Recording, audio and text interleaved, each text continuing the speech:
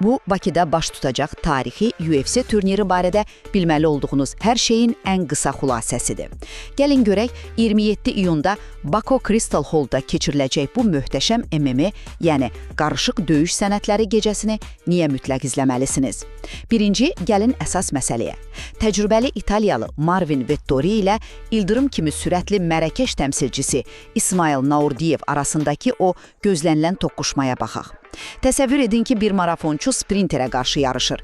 Yəni, Vettori özünün o bitməz düzümlülüyü və klinç, qısası yaxın məsafədən güləş bacarığı ilə rəqibini yorub əldən salmağa çalışacaq, Naurdiyev isə tam əksinə, aqressiv zərbələrlə işi elə ilk dəqiqələrdəcə bitirmək istəyəcək.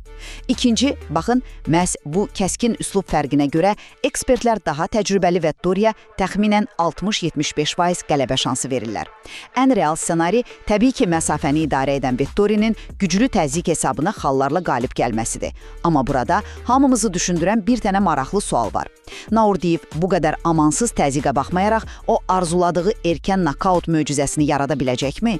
Üçüncü, yerli Azərbaycan döyüşçülərinin adları hələ də tamamilə gizli saxlanılır.